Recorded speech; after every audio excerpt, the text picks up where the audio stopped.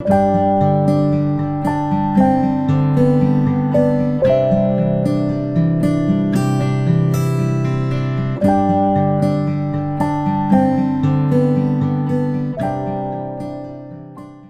अस्सलाम वालेकुम। सियासत टीवी के खुसूसी प्रोग्राम आमने सामने में आपका खैर मकदम है।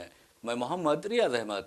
नाज़रीन, आप अच्छी तरह जानते हैं कि हम इस प्रोग्राम के ज़रिए गैर मामूली शख्सियतों यानी एक्स्ट्राऑर्डिनरी पर्सनैलिटीज़ को मदऊ करते हैं, जिनमें इस्लामिक स्कॉलर्स भी होते हैं और गैर मामूली तलबा भी होते हैं। यहाँ तक कि सियासतदान भी इस प्रोग्राम का हिस्सा बनते हैं और जो साइंसदान होते हैं, साइंटिस्ट होते हैं, उन्हें भी हम इस प्रोग्राम में मदऊ करते हैं। लेकिन नाज़रीन, आपको बता दूँ, आज जो जिन मेहमानों को हमने मदऊ किया है वो खिलाड़ी नहीं है, ना ही कोई इस्लामिक स्कॉलर है, या ना कोई हिंदू मज़हब के या सनातनी स्कॉलर्स है, बल्कि ये तलबा हैं, मेडिकोज हैं, जो उस्मानिया मेडिकल कॉलेज के थर्ड ईयर के स्टूडेंट हैं।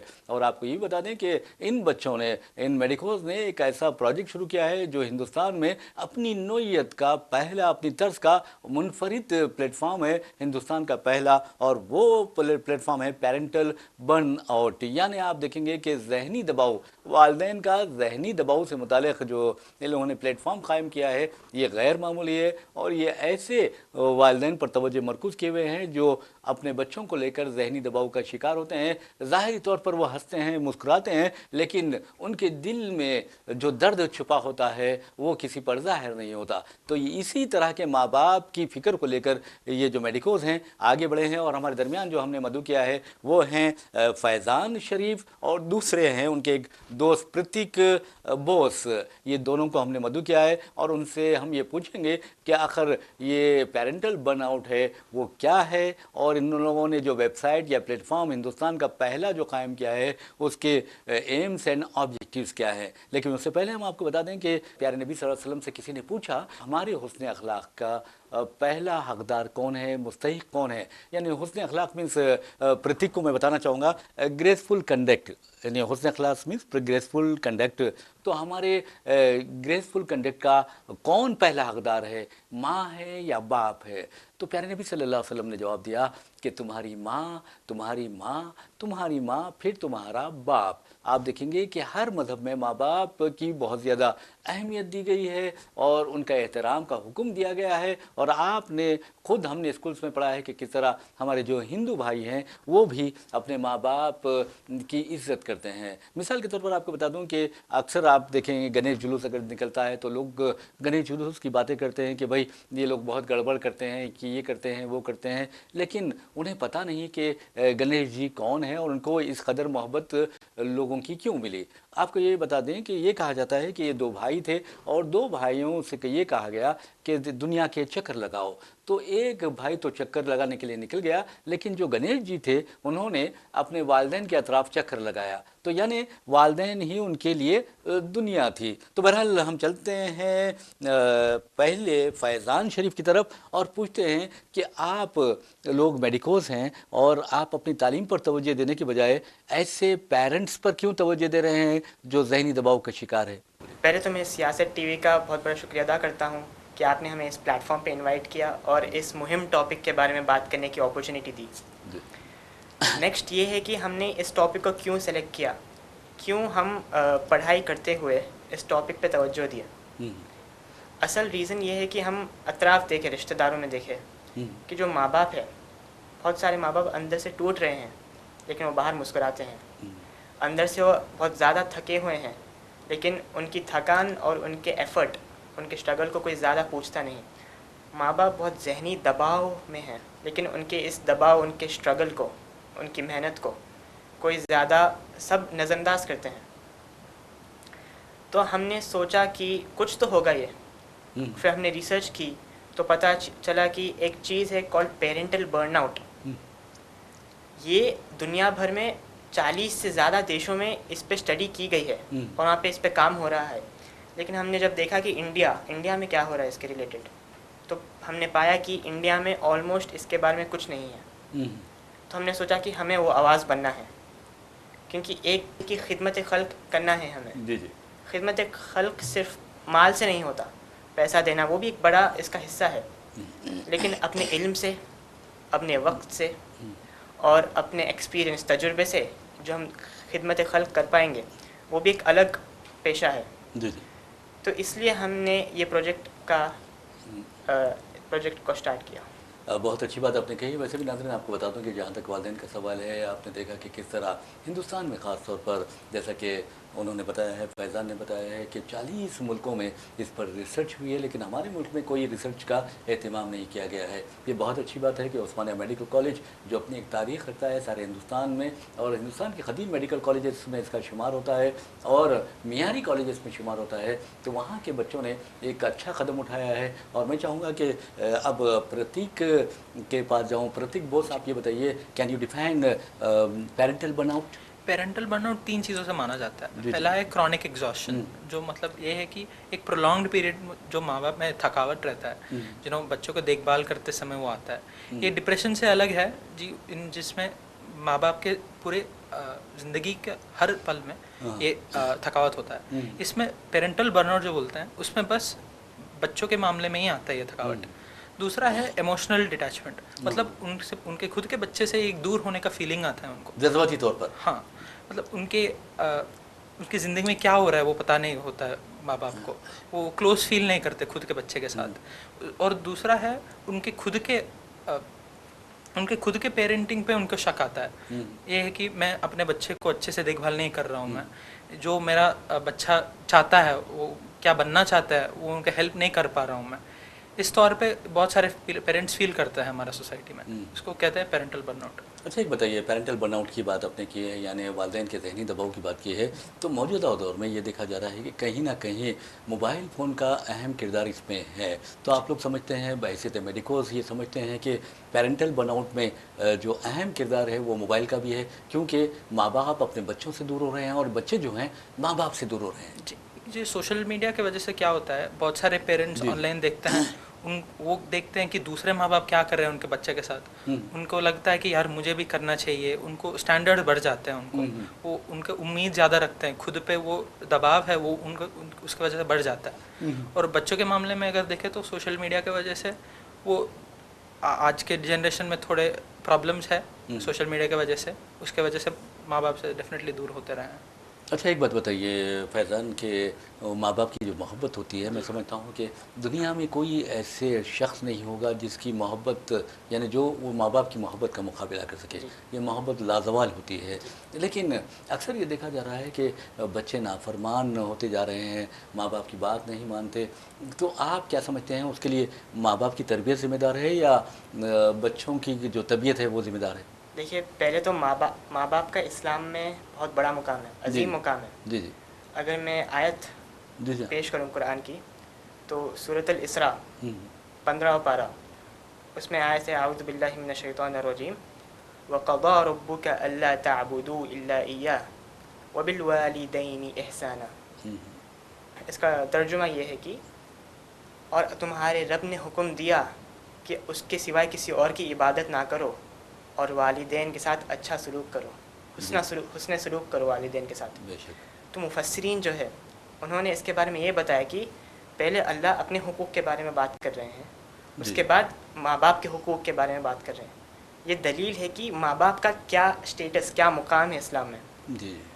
और एक रसूल सल्लल्लाहु अलैहि वसल्लम की हदीस है कि माँ बाप के रिज़ा में अल्लाह की रिज़ा है और माँ बाप के गुस्से में, गज़ब में अल्लाह का गज़ब है। जी जी जी। अब देखिए, माँ बाप तो तरबियत करते हैं, माँ बाप अपना जी जान डाल देते हैं, कुर्बानी डाल देते हैं, सारे पूरी उनकी ज़िंदगी कुर्बान कर देते हैं ताकि बच्चे बन के अच्छा बने, उनका करियर अच्छा हो, उनकी तालीम अच्छी हो जी। लेकिन अक्सर देखा जाता है कि बच्चे कुछ पीयर प्रेशर, गलत माहौल में आके, फॉर एग्ज़ाम्पल आपने मेंशन किया था सोशल मीडिया। सोशल मीडिया पे आजकल क्या चल रहा है कि माँ बाप से बदसलूकी करना, इसको कूल दिखाया जा रहा है जी जी। जो कि नहीं है, जो कि बहुत गलत बात है। तो असल जो वजह है इसकी, माँ बाप, अगर माँ बाप तरबियत ना दें वो एक हो सकती है, लेकिन ज़्यादातर माँ बाप तरबियत बहुत अच्छी देते हैं। बच्चों का बिगड़ना माहौल की वजह से, सोशल मीडिया की वजह से, ख़राब दोस्तों की वजह से, ये एक बहुत अहम वजूहात में से आता है। बहुत अच्छी बात कही है आपने, लेकिन हम चलते हैं प्रतीक बोस की तरफ। अब जैसा कि इन्होंने कहा कि इस्लाम में ये बात है, तो हिंदुइज्म में माँ बाप के बारे में क्या कहा गया हिंदुइज्म है? में भी माँ बाप, जैसे आपने बोला था गणेश और कुमारस्वामी का एग्जाम्पल, उसमें जी जी जी। उसमें क्या था, गणेश के भाई जो थे कुमारस्वामी, वो पूरा दुनिया में सारी नदियों के पास गए थे अच्छा। जो जीतने के लिए, एक कंपटीशन था उनके यानी बीच चक्कर में, लगाने के लिए। चक्कर लगाने के लिए पूरा। हाँ हाँ। बट लास्ट में ये होता है जब गणेश आपके माँ बाप के पास जाता है तो वो उनका जीतने का इक्विवेलेंट था वो। अच्छा। वो हाँ। मतलब ऐसे इसके साथ भी मनुस्मृति गीता में भी मेंशन्ड है कि जो भी अपने माँ बाप को रेस्पेक्ट करता है, उनकी देखभाल करता है, वो हम विष्णु का परम भक्त है। अच्छा। ये बहुत एक्सप्लिसिटली मेंशन्ड है हिंदू अच्छा। स्क्रिप्चर में भी जी माँ जी बाप के रोल के बारे में। जी जी।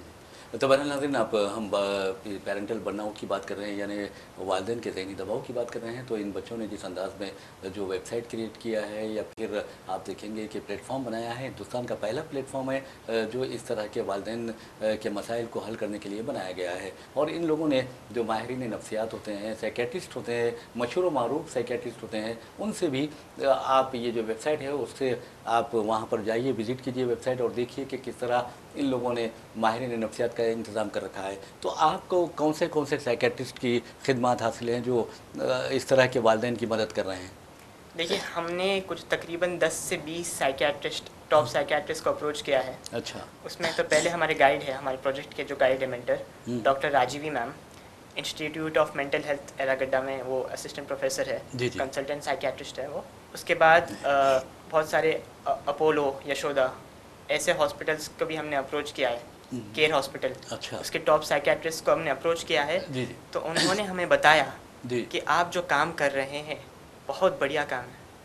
आप एक ऐसी प्रॉब्लम को नाम दे रहे हैं जो पेरेंट्स साइलेंटली उससे सफ़र करते हैं। जी जी आप एक बहुत अच्छे कॉज के लिए ठहर रहे हैं। तो उन्होंने हमारी हौसला अफजाई बहुत की। जी जी जी, बहुत अच्छी बात है। अच्छा, ये बताइए कि अक्सर जो बूढ़े वालिदैन हैं जिनके बच्चे यूरोपियन कंट्रीज़ से जा चुके हैं या फिर मिडिल ईस्ट जा चुके हैं, और वो बहुत ही अच्छे बच्चे हैं, माँ बाप के लिए खर्च भेज देते हैं, दवाओं के पैसे भेज देते हैं, डॉक्टर्स से रुजू करवाने के लिए लोगों को भेजते हैं, उनकी खिदमत के लिए नौकरों को तक रख देते हैं, लेकिन क्या वो हकीकत में सुकून पाते हैं?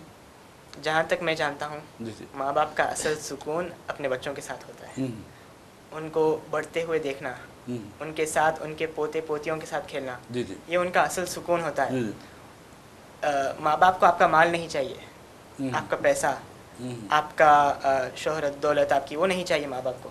जी। माँ बाप को आपका हुस्न सलूक चाहिए। माँ बाप को आप ये दिखाना चाहिए आपको कि आप उनके असल में शुक्रगुजार है। और एक कुरान की आयत है, मैं पेश करता हूँ कि अल्लाह फरमाते अनिश्कुरली वली वालिदैका इलैयल मसीर। अल्लाह फरमाते मेरा शुक्र अदा करो और अपने माँ बाप का शुक्र अदा करो। ये बहुत बड़ी बात है। बहुत बड़ी बात है। जी जी तो माँ बाप का असल सुकून बच्चों के साथ ही है। बच्चों को चाहिए कि सिर्फ ऐसा दुनियावी चीज़ ही नहीं, माँ बाप को अपने पास रखें, जी जी अपने दिल से जोड़ कर रखें और उन्हें कभी कमी महसूस ना होने दें। जी जी। ये अच्छी बात आपने कही है। वैसे भी प्रतीक बोस, आप ये बताइए कि जब आप लोगों ने ये प्लेटफॉर्म कायम किया था, यानी इस्टेब्लिश किया था, तो या लॉन्च किया था, तो उसके बाद कोई ऐसे पेरेंट्स आपको मिले हैं जो इस तरह के ज़हनी दबाव का शिकार हैं? जी, हमारा रेस्पॉन्सेज जो बताया था खुद के स्ट्रेस लेवल्स को जानने के लिए, वो पूरा अनोनिमस है, किसी को नहीं पता चलता है। अच्छा। बट हमने ये ऑप्शन डाला है कि अगर किसी को कुछ बोलना चाहता है खुद के ज़िंदगी के बारे में, जो उनके एक्सपीरियंसेस, उनके कहानी अगर हमें बताना चाहते हैं तो वो बता सकते हैं। जी जी। उसमें हमें देखा था बहुत सारे माँ बाप थे जो बोल रहे थे मेरा स्पाउस जो है वो कामों में मुझे हेल्प नहीं करते हैं, उनकी वजह से मुझे बहुत प्रॉब्लम हो रहा है, मुझे ये थकावट ज़्यादा हो रही है। ये बोलते हैं मेरे पास एक्सटेंडेड फैमिली नहीं है जिनको मैं मदद पूछ सकूं। ये बोलते हैं कि मेरे बच्चे ये शिकायत करते हैं, मोबाइल सोशल मीडिया मेंशन करते हैं, वो अलग अलग से प्रॉब्लम्स के साथ रहते हैं लोग। ये सब सुनने के बाद हमें ये पता चल रहा है कि ये सही में प्रॉब्लम है, लोगों में प्रॉब्लम है। और अगर वो बोलना चाह रहे हैं बट ये ओनली अनोनिमस प्लेटफॉर्म के द्वारा ही बोलना चाह रहे हैं। अच्छा। ये ऐसे बाहर में बात करने का बहुत कम है अभी। तो जो आपके साइकेट्रिस्ट हैं वो लोग इनकी मदद करते हैं? जी जी जी जी। उन्होंने भी बोला, जो अपोलो जिसमें हम एक साइकेट्रिस्ट से बात किया था, उन्होंने भी बोला था वो भी बहुत सारे पेरेंट्स को देखते हैं सर इसके प्रॉब्लम के साथ, बट पेरेंट्स को नहीं पता इसके बारे में, उसको आवाज़ नहीं है उनको। अच्छा। अच्छा, तो तो बहरहाल इस प्रोग्राम के जरिए और फिर अखबार जो सियासत है वो तो इस मामले में बहुत ज़्यादा आगे रहा है, क्योंकि जो लोग यहाँ ये नहीं देखा जाता कि कौन हिंदू है कौन मुसलमान है, ना हिंदू बनेगा ना मुसलमान बनेगा, इंसान की औलाद है इंसान बनेगा। तो इंसान के नाते आपको ये ज़रूरी बन जाता है, आपके लिए फ़र्ज़ बन जाता है कि दूसरे लोगों की खिदमत करें, क्योंकि खिदमत खल्क़ को सबसे बड़ी इबादत करार दिया गया है, यानी सबसे बड़ी इबादत कहा गया है। तो अगर आप खिदमत खल्क़ का जज्बा लेकर आगे बढ़ते हैं तो यकीन मानिए कि लोग आपकी ज़रूर मदद करते हैं। बहरहाल नाज़रीन, जहाँ तक पेरेंटल बर्नआउट का सवाल है तो मैं आपको एक वाक़या सुनाता हूँ, और इंतहाई बहुत ही मैं समझता हूँ कि अलमनाक वाक़या है, और वो ये है कि हमारे शहर हैदराबाद के एक इलाका है, बहुत ही करीब, मैं उसका नाम भी नहीं लेना चाहूँगा इसलिए कि उनकी निशानदही हो सकती है। तो ये एक जोड़ा है, एक फ़्लैट में रहता है और अच्छे खासे फ्लैट में रहता है, उनकी कोई गरीब लोग नहीं है, बहुत माशी हालत भी बहुत ही अच्छी है, इकनॉमिकली साउंड है, लेकिन उनके पास जैसा कि प्रतीक ने कहा कि जो औलाद की दौलत होती है वो होने के बावजूद भी नहीं है। यानी उन्होंने अपने बच्चों को पढ़ाया लिखाया, काबिल बनाया और उन्हें अमेरिका भेजा, और वहाँ पर वो बहुत ही अच्छी तरह सेटल भी हो गए हैं और बहुत ही यानी मज़े की ज़िंदगी गुजार रहे हैं। लेकिन माँ बाप के पास नहीं आते, और माँ बाप में से बाप को इस कदर गुस्सा है बच्चों पर कि उन्होंने अपने दोनों बच्चों के पोर्ट्रेट बनाए हैं, अपने ड्राइंग रूम में लगाए हैं और उस पर फूल माला चढ़ा दी है, और कहते हैं कि ये बच्चे मेरे लिए मर चुके हैं। क्योंकि उनके पास तड़प है, वो चाहते हैं कि उनके बच्चे उनके पास आएँ, उनके पोता पोती उनके पास आएँ, उनके गोदों में खेलें, लेकिन ये जोड़े को वो मौका नहीं मिलता। तो इस तरह के अगर लोगों की ये मदद करेंगे तो मैं समझता हूँ कि एक बहुत बड़ा मसला जो माशरे का है, सोसाइटी का है, वो हल हो जाएगा। तो अच्छा ये बताइए कि आप लोगों के ये ख्याल आया कैसे है उस प्रोजेक्ट का? जी, तो ख्याल इसी तरह आया कि हम रिश्तेदारों में देखे थे कि बहुत सारे पेरेंट्स टूट रहे हैं। मतलब हमने, अब देखिए आप, पेरेंटिंग एक मुश्किल चीज़ है, आसान नहीं है। रोज़मर्रा आपको थकान होगी, थोड़ी आपको स्ट्रेस भी होगा, लेकिन जब ये स्ट्रेस, ये थकान, ये जिम्मेदारी, ये प्रेशर एक लंबे अरसे तक होता है तो पेरेंटल बर्नआउट हो जाता है। जी जी। इतना कि वो पेरेंट्स के फिज़िकल और मेंटल हेल्थ को भी नुकसान पहुंचाता है। जी जी। तो हमने सोचा कि इसके बारे में कोई आवाज़ नहीं उठा रहा, इसके बारे में कोई इसको कोई नाम नहीं दे रहा। और जैसा आप जानते, पेरेंट्स को तो इसके बारे में ये चीज़ होती है बोल के पेरेंट्स को खुद नहीं मालूम। तो पेरेंट्स खुद की कमज़ोरी समझते हैं इसे, बल्कि कमज़ोरी नहीं है ये। जी जी। ये उनकी ताकत की निशानी है, उनके मोहब्बत की निशानी है। तो हमें यही था कि पेरेंट्स की आवाज़ हमें पहुंचाना है, तो हमने इस प्लेटफॉर्म को बनाया और इस प्रोजेक्ट को शुरू किया। यानी अगर कोई ज़रूरतमंद कोई पेरेंट है जो इस तरह के परेशानी से दो चार है तो ये वेबसाइट विज़िट कर सकता है, विज़िट करके अपना नाम जो है वो रजिस्टर करवा सकता है, फिर आप लोग उसकी मदद करेंगे? जी, देखिए जो वेबसाइट है www.parentalburnout.in, जी जी। इंडिया की सबसे पहली वेबसाइट है ये। इसे हमने कम्प्लीटली फ्री बनाया है। हम नहीं चाहते कि हमें इससे कुछ पैसा या प्रॉफिट मिले, हम सिर्फ पेरेंट्स का भला चाहते हैं।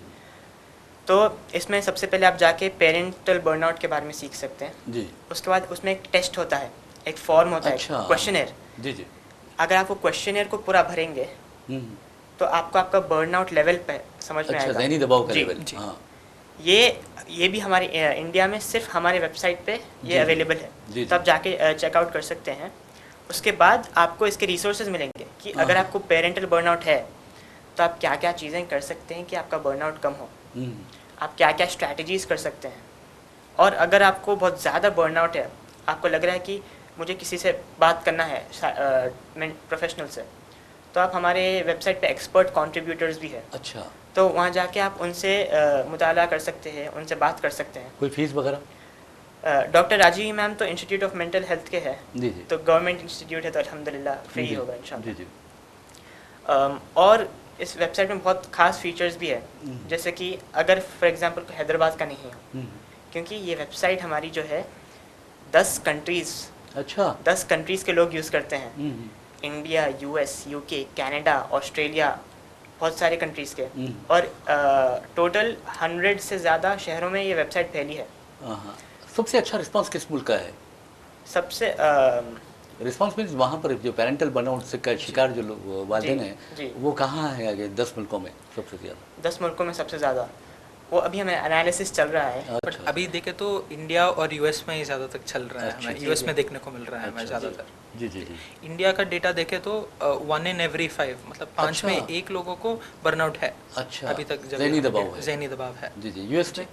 यूएस में 1 in 6 ऐसा चल रहा है अभी अच्छा, तक। तो हाँ। बाकी देशों में, बाकी मुल्कों में उतना डेटा नहीं है अभी तक हमारे हाँ। पास, बट आप देखेंगे फिर अब दोबारा। देखेंगे कलेक्टर। तो ये सिर्फ मैं समझता हूँ कि आपकी जब तक एमबीबीएस है उस तक है ये प्रोजेक्ट, या फिर आप इसको ज़्यादा और एक्सटेंड करेंगे? पहले तो जब हमने शुरू किया था हम ज़्यादा लंबा विजन नहीं रखे थे, अच्छा। लेकिन अब जो हम देख रहे हैं कि एक्चुअल पेरेंट्स को प्रॉब्लम हो रही है, जी जी। हमने तो इतना तक देखा कि कुछ स्कूल के प्रिंसिपल, एक स्कूल के प्रिंसिपल थे, उन्होंने हमारा फॉर्म फिल किया, हम्म। अपना ईमेल डाला, अच्छा। उनको बर्नआउट था। अच्छा। वो अपने बच्चों के बारे में बोल रहे थे कि उनके बच्चे के साथ बदसलूकी कर रहे हैं उनके साथ। अच्छा।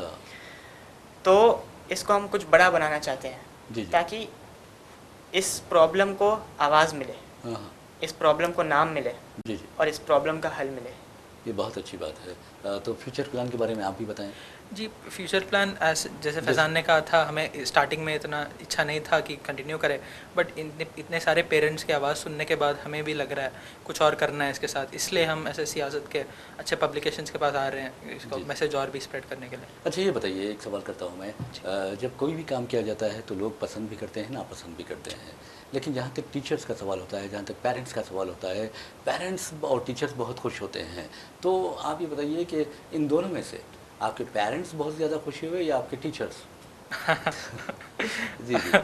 मैं बोलूँगा मेरे पेरेंट्स बहुत खुश थे। अच्छा। उनको लगा था कि सोसाइटी का कुछ चेंज बदलाव के लिए कर रहे हैं। हाँ। और वो भी रिकग्नाइज़ करते हैं कि ये इशू है, उन्होंने भी अपने दोस्तों में देखा था, उनके फैमिली में देखा था। जी, बहुत खुश थे। तो अब देखिए, अब प्रतीक ने जो जवाब दिया, मैं समझता हूँ आपके लिए बहुत बड़ी आजमाइश में डाल दिया है उन्होंने, कि अब ये टीचर्स भी बहुत प्यारे होते हैं और पेरेंट्स तो प्यारे प्यारे होते हैं, लेकिन उन्होंने पेरेंट्स की बात की। और आप क्या कहते हैं? देखिए, हमने ये प्रोजेक्ट लेके हम स्कूल्स तक गए हैं, क्योंकि हमें अपने तक सीमित नहीं रखना।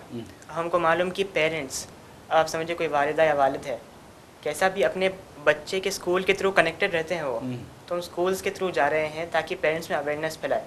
अभी तक हम 3 स्कूल्स को अप्रोच कर चुके हैं। नाम अगर लूँ तो Delhi public school, Vidya Niketan academy Toli Chowki वाला, और golden age school, global age school. लेकिन गवर्नमेंट स्कूल्स क्यों नहीं जाते आप लोग? गवर्नमेंट स्कूल्स अभी हमारा प्रोजेक्ट इब्तदाई स्टेज में है, तो हम पहले यहाँ पे टेस्ट आउट कर रहे हैं कि कैसा चलता है, ताकि गवर्नमेंट स्कूल में और अच्छा हम प्रेजेंट कर पाएँ। लेकिन मेरा सवाल ये था, जी। मैंने कहा कि प्रतीक ने आपको आजमाइश में डाल दिया है, उन्होंने पेरेंट्स की बात की, और आप क्या कहते हैं कि आपके टीचर्स खुश हुए या पेरेंट्स खुश हुए, यानी आपके प्रोफेसर्स खुश हुए या पेरेंट्स खुश हुए सबसे ज़्यादा? सबसे ज़्यादा। हाँ। अब यहाँ आपकी आजमाइश है, एक तरफ पेरेंट्स है, एक तरफ प्रोफेसर्स है। बेहद मुश्किल क्वेश्चन है ये। जी जी। लेकिन मैंने देखा पेरेंट्स ज़्यादा खुश थे। अच्छा। जी, लेकिन टीचर्स ने भी हमें अप्रिशिएट किया, लेकिन ज़्यादा मुझे मेरे पेरेंट्स की खुशी जी जी, अच्छी लगती है। बहुत अच्छी बात कही है। बहरहाल मैं समझता हूँ कि जो टीचर्स होते हैं वो भी पेरेंट्स की जगह होते जी, हैं, जी। उनका भी मुकाम बहुत बुलंद जी, जी, होता है। जी। बहरहाल नाज़रीन, हमारा ये रिवायत रही है, ये हमारा ट्रेडिशन है कि हम अपने मेहमानों से प्रोग्राम के आखिर में कोई मैसेज लेते हैं, ऐसा मैसेज जो बहुत ही मीनिंगफुल होता है। तो हम चाहेंगे कि चाहे प्रतीक हो या फिर फैज़ान हो, दोनों में से कोई एक हमारे जो रीडर्स हैं, हमारे जो व्यूवर्स हैं, उनके लिए मैसेज दें। मेरा पैगाम ये होगा कि सबसे पहले पेरेंट्स को कि आप शर्माइए नहीं, ये प्रॉब्लम होना आपकी गलती नहीं है, आपकी ताकत की निशानी है, कि आपके मोहब्बत की निशानी है। आप अगर आपको चाहिए तो आप हेल्प सीक आउट करिए। जी जी।